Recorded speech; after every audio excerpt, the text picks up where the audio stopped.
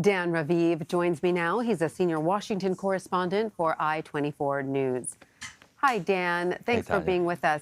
So what possible sentence could Netanyahu face for the offenses he's charged with if convicted? Well, keeping in mind he's 70 years old, and he doesn't just have his long record as prime minister, but he's actually considered a military hero, so I don't think he'd ever get the maximum sentence. But in theory, you can get 10 years in prison for bribery, 3 years for each count of breach of trust and fraud. And here briefly are the alleged crimes. And in every case, by the way, Netanyahu says these were friendly conversations, not in any way illicit deals. First, he's charged with bribery, fraud, and breach of trust for cutting a secret deal to help Bezek, the country's largest telecommunications company. And what did Netanyahu get? Favorable coverage on that company's news website. Second, charges of fraud and breach of trust for another quid pro quo arrangement. This one, a news media deal never completed. Netanyahu negotiated with an Israeli newspaper publisher. He'd get positive coverage in exchange for a law that would hamper the operations of a rival newspaper. Third, again, fraud and breach of trust for receiving cigars, champagne, and other gifts from two wealthy men, including the Hollywood film producer Arnon Milchan. It's alleged that the Israeli government then did Milchan and the Australian tycoon Kerry Packer certain favors. Again, it's charged that all of that involves fraud and breach of trust, and Netanyahu says it's no big deal. And after all, it wasn't sacks of money handed over to a politician.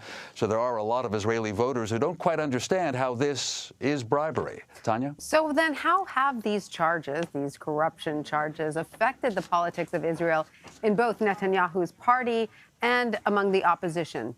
You know, the charges, almost with every detail known, have been around for about 2 years.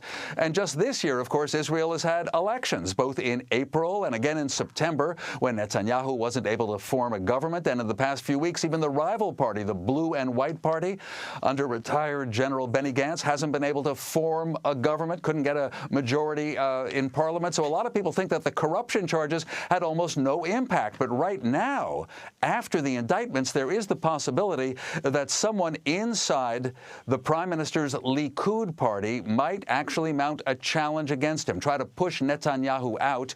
And in the Blue and White Party, where there had been a willingness to maybe form a big national coalition together with Netanyahu's party, well, the word now from Gantz and his partners in the Blue and White is, hey, we got more votes in September. We didn't get a majority, but we're not going to work with Netanyahu, the criminal. And so that's where we are. Israeli politics kind of stuck again, and in probably a deeper paralysis, Tanya. And is there a timeline to working this out, or are both parties sort of sharing power right now? What is the current situation? Well, you have sort of a holdover interim government. It is led by the interim Prime Minister Netanyahu. And mind you, exciting things, have happened. Netanyahu ordered, for instance, airstrikes against Iranian targets in Syria. That's taken place a couple of times, including just a few days ago. And in Gaza, right, there was a flare-up in which Israel hit back against the Palestinian Islamic Jihad. So it's not like Israel's totally paralyzed in a military sense, but still, you have only an interim government. Gantz was supposed to try to form a majority, and he couldn't.